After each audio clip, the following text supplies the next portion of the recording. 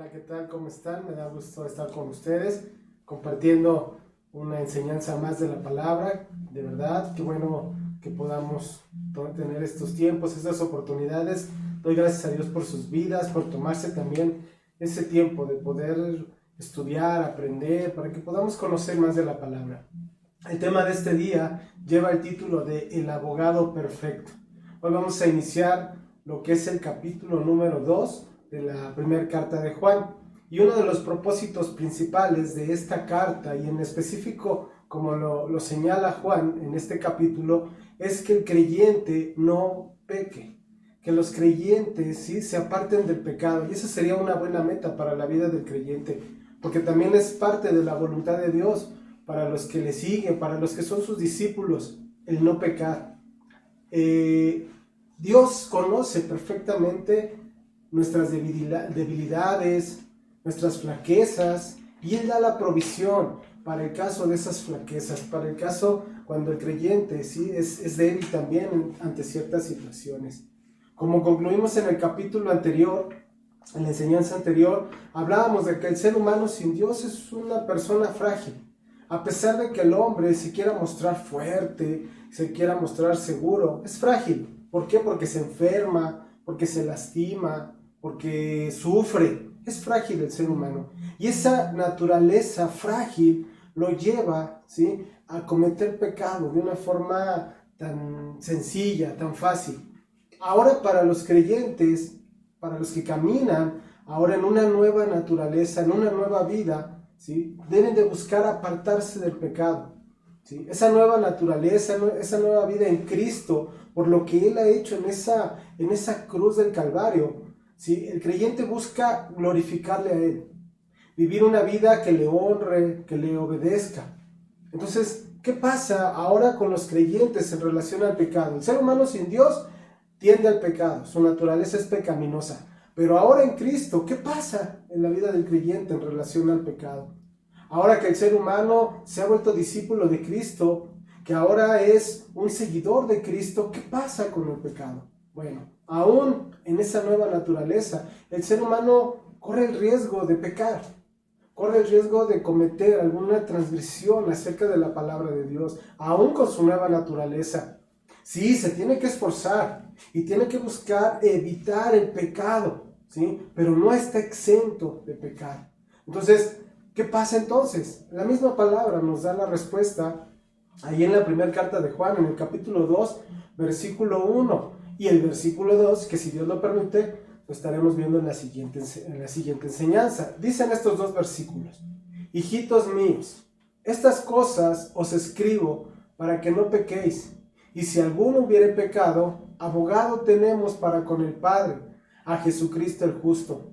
Y Él es la propiciación por nuestros pecados, y no solamente por los nuestros, sino también por los de todo el mundo.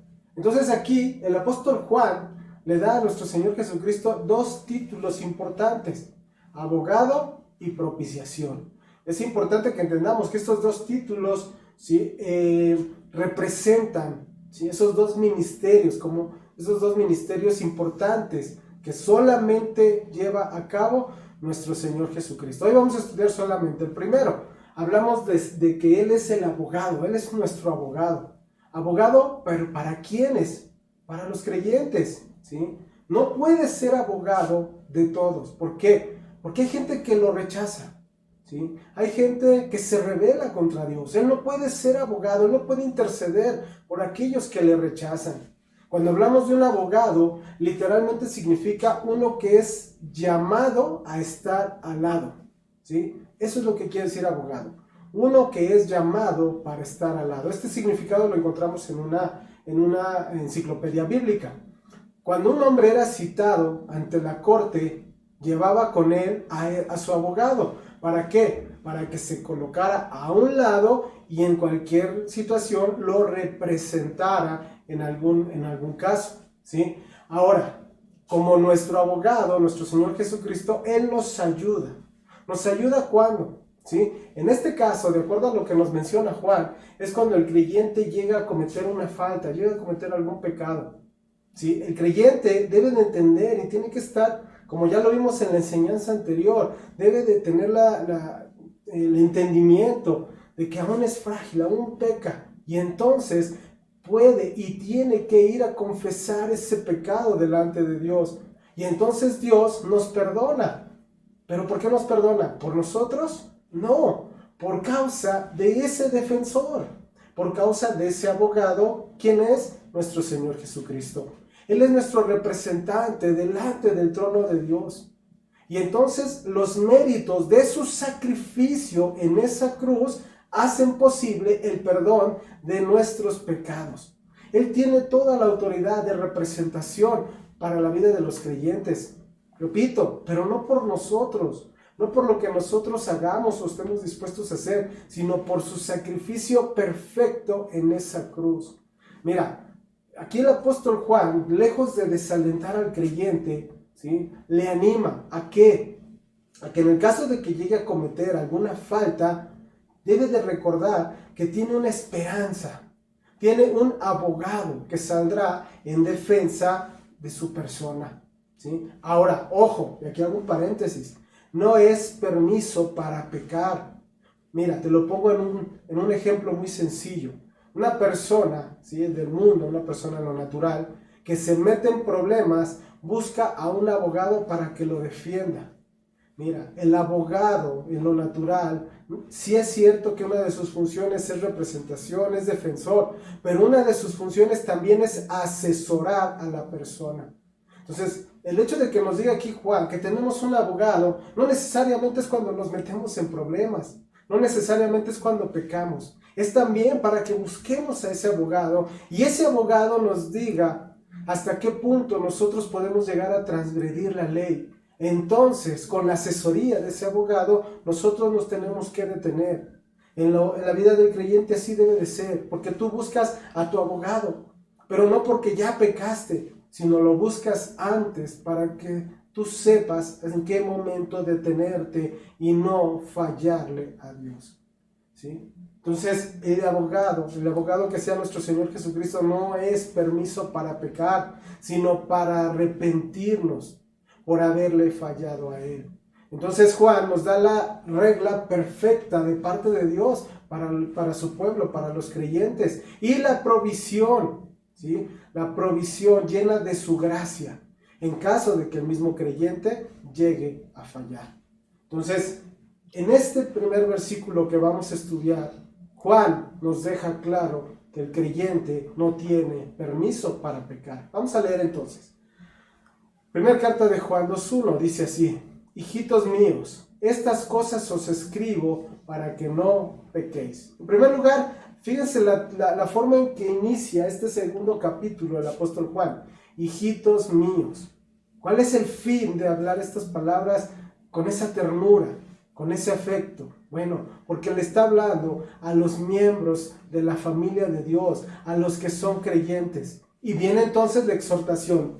Habla con esa ternura, habla con ese afecto y la exhortación. Estas cosas os escribo para que no pequéis, para no pecar, para no errar en el blanco, para no cometer pecado, para no practicar el pecado. Mira, Juan entendía perfectamente que Dios aborrece el pecado, lo aborrece completamente, y entonces Juan lo entendía también en su propia vida, y él aborrecía también cualquier situación de pecado, ¿sí?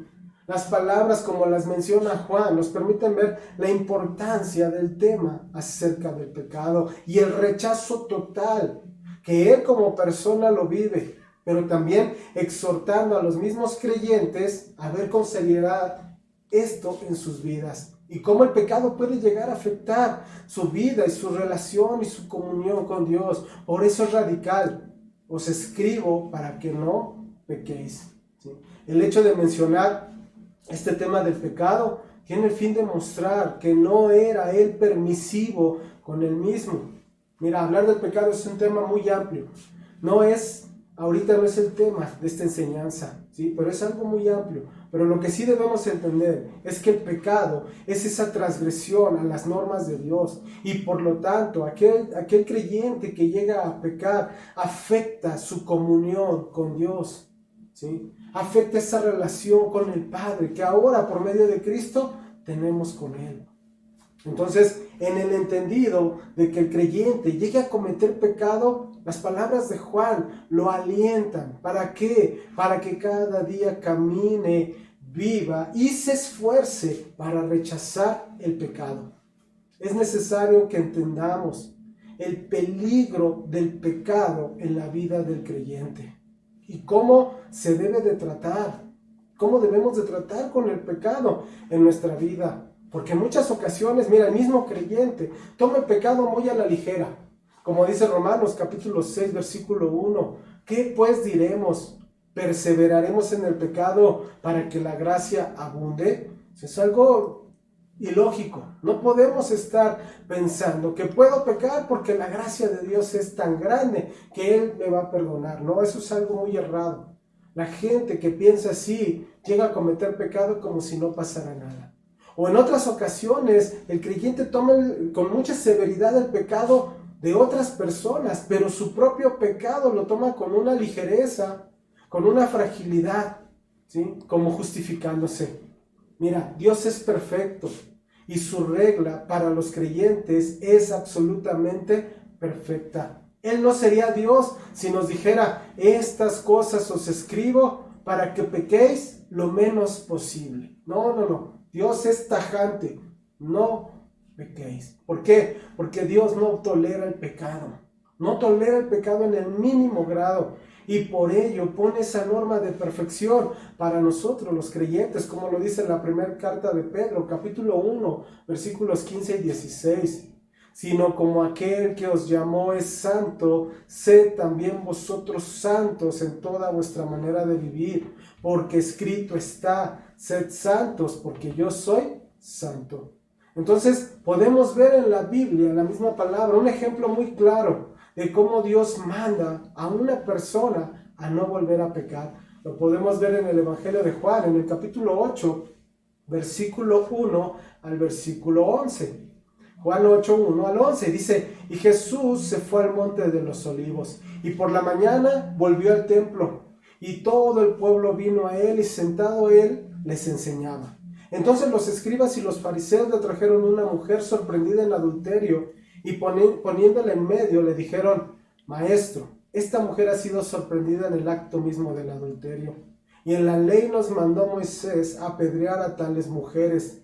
¿Tú pues qué dices? Mas esto decían tentándole para poder acusarle. Pero Jesús, inclinando hacia el suelo, escribía en tierra con el dedo. Y como insistieran en preguntarle, se enderezó y les dijo, el que de vosotros esté sin pecado, sea el primero en arrojar la piedra contra ella. E inclinándose de nuevo hacia el suelo, siguió escribiendo en la tierra. Pero ellos, al oír esto, acusados por su conciencia, salían uno a uno, comenzando de los más viejos hasta los postreros. Y quedó solo Jesús y la mujer que estaba en medio. Enderezándose Jesús, y no viendo a nadie, sino a la mujer, le dijo, Mujer, ¿dónde están los que te acusaban? ¿Ninguno te condenó? Ella dijo, ninguno, Señor. Entonces Jesús le dijo, ni yo te condeno. Vete y no peques más. En ningún momento le dijo nuestro Señor, vete y peca lo menos posible. No, le dijo, y no peques más. Esa es la regla también para nosotros como creyentes, no pecar, ¿sí? Entonces, ¿esto qué quiere decir? ¿Qué quiere decir también para nosotros? ¿Que nunca vamos a pecar? No, ya lo vimos en la enseñanza pasada. Si decimos que no tenemos pecado, nos engañamos a nosotros mismos y la verdad no está en nosotros. Mira, aún como creyentes tenemos que reconocer que somos débiles, que somos frágiles y aún podemos llegar a fallar, aún con esa nueva naturaleza, aún con el poder de Dios en nuestra vida, aún nuestra carne tiene se quiere inclinar hacia el pecado. Por eso Dios mismo nos da la provisión para el creyente genuino. ¿En caso de qué? En caso de que llegue a fallar, en caso de que llegue a fracasar. Dice nuestro versículo, y si alguno hubiere pecado, abogado tenemos para con el Padre. ¿A quién? Dice, a Jesucristo el justo. ¿Sí? Entonces, lo que nos dice aquí Juan, ¿sí?, es que aún en la vida del creyente existe ese potencial de caer en pecado. Pero tenemos esa provisión de parte de Dios. Tenemos ese abogado perfecto, ¿sí?, para nosotros, para los creyentes. Hablar de un abogado es hablar, en el griego es la palabra paracletos, que quiere decir ese intercesor, ese consolador, ¿sí? Aquí nos habla de la necesidad que tenemos los creyentes, de que alguien nos represente delante del trono de Dios, delante del Padre. ¿Por qué? Porque por causa del pecado, ¿sí?, el creyente se rompe, se aleja esa relación con el Padre. Entonces el creyente no puede regresar tan fácilmente, ¿sí?, a esa comunión. ¿Por qué? Porque hay pecado. Entonces necesita un representante que interceda delante del Padre, y entonces ese representante nos regresa a la comunión con el Padre, nos regresa a la comunión con Dios. Ese es el trabajo de un abogado, ¿sí? Un abogado que interviene delante del juez, en este caso nuestro Señor Jesucristo, delante del juez justo y Padre que es Dios. Ese es el principal papel del abogado en la parte natural, representación de la persona. Entonces Cristo es ese representante, pero como te lo dije al principio, no es un representante de todos, porque no todos quieren saber de Cristo. No, los que no son creyentes no pueden ser representados por Cristo, porque lo han rechazado. Él es representante por los que sí son, por los que se han entregado a Cristo, por los que reconocen a Cristo como su Señor, su Salvador, los que están dispuestos, ¿sí?, a recibir, a ser obedientes a los mandatos, a recibir la asesoría de su abogado defensor. Entonces, esa intercesión de nuestro abogado es la que nos ayuda para el perdón de los pecados de como creyentes a veces llegamos a cometer. Mira, la misma Escritura nos enseña que hay un único acusador de los creyentes. ¿Quién es? Satanás. Dice Apocalipsis, capítulo 12, versículo 10. Apocalipsis dice: entonces oí una gran voz en el cielo que decía: ahora ha venido la salvación, el poder y el reino de nuestro Dios y la autoridad de su Cristo, porque ha sido lanzado fuera el acusador de nuestros hermanos, el que los acusaba delante de nuestro Dios día y noche. Esa es la táctica de Satanás, esa es la táctica del acusador, dar confianza a esos pecadores empedernidos, pero a los creyentes, ¿sí?, mostrarles temor, desconfianza.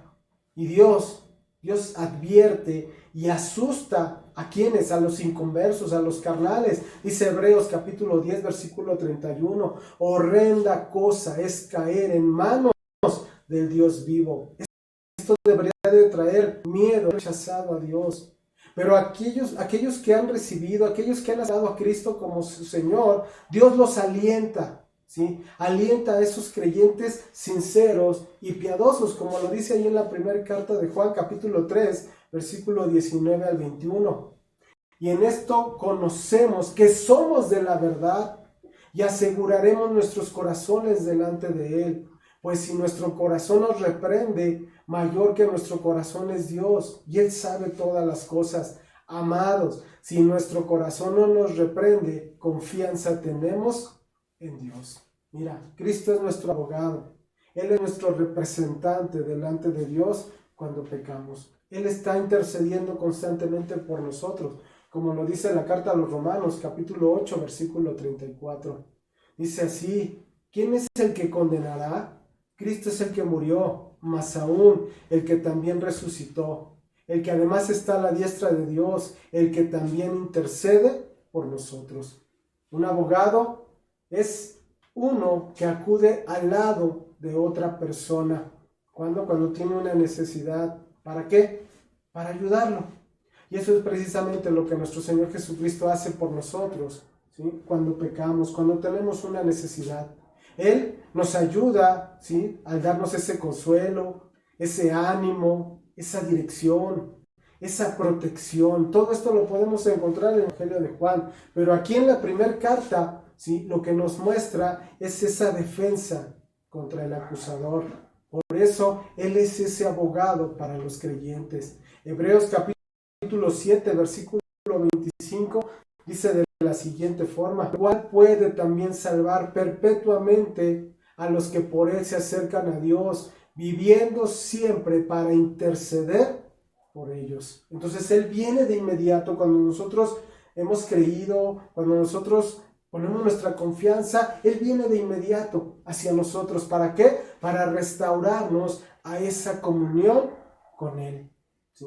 Él no dice si alguien confiesa sus pecados. No, Él ya es ese abogado que está constantemente también llevándonos al punto de confesar y abandonar el pecado.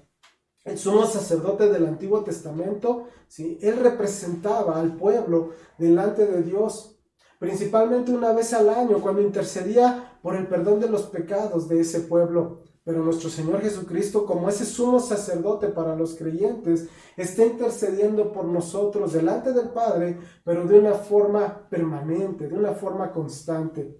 Esa presencia de nuestro Señor Jesucristo en ese reino celestial nos asegura que nuestros pecados han sido pagados y han sido perdonados. Dios sigue siendo nuestro Padre, aun cuando pecamos. Esto nos recuerda la verdad, ¿sí? Que aunque el pecado en la vida del creyente puede llegar a quebrantar esa comunión, no quebranta la relación. Entonces, por eso la palabra que nos da aquí, tenemos, ¿sí?, un abogado para con el Padre, a Jesucristo el justo. Esa palabra justo quiere decir inocente, santo. Es bueno tener un defensor justo. Cuando Satanás trae esa acusación en contra del creyente, nuestro Señor Jesucristo puede señalar su obra consumada ahí en el Calvario y decir: yo ya pagué por él. Por eso Él es justo, sin pecado. Dice Hebreos 7:26, porque tal sumo sacerdote nos convenía, santo, inocente, sin mancha, apartado de los pecadores y hecho más sublime que los cielos. Entonces, por esa obra en la cruz, por esa obra en el Calvario, nuestro Señor Jesucristo puede abogar de una forma eficaz, ¿sí?, a favor de los creyentes que resbalan, que caen en el pecado. Porque nuestro Señor Jesucristo es justo, sin pecado. Segunda carta a los Corintios 5:21 dice: al que no conoció pecado, por nosotros lo hizo pecado, para que nosotros fuésemos hechos justicia de Dios en él. Entonces, Él fue, ¿sí?, el medio por el cual el Padre, Dios, trajo justicia a su pueblo. Mira, Él desea en la vida del creyente su madurez espiritual y busca que seamos restaurados cuando pecamos, ¿sí? Esos aspectos de ese índole, forman parte de su trabajo como nuestro abogado delante de Dios. Dios ha provisto para nosotros esa manera de triunfar sobre el pecado. Nunca, ¿sí?, podemos perder o cambiar esa naturaleza pecaminosa con la que nacimos, pero ya no hay necesidad de que obedezcamos esos deseos pecaminosos. ¿Por qué? Porque ahora andamos en esa luz, porque ahora entendemos la peligrosidad del pecado y entonces odiaremos ese pecado y nos alejaremos de él. Si nosotros pecamos, pero confesamos inmediatamente a Dios y pedimos esa limpieza, Él nos va a limpiar, Él nos va a perdonar. ¿Por qué? Porque abogado tenemos para con el Padre, a Jesucristo el justo. Me dio gusto estar con ustedes. Doy gracias a Dios por sus vidas. Gracias por darnos estos tiempos y estas oportunidades de estudiar, de escudriñar y aprender de la palabra. Cuídense mucho, que Dios les bendiga. Si Dios permite, nos vemos en la siguiente enseñanza. Gracias.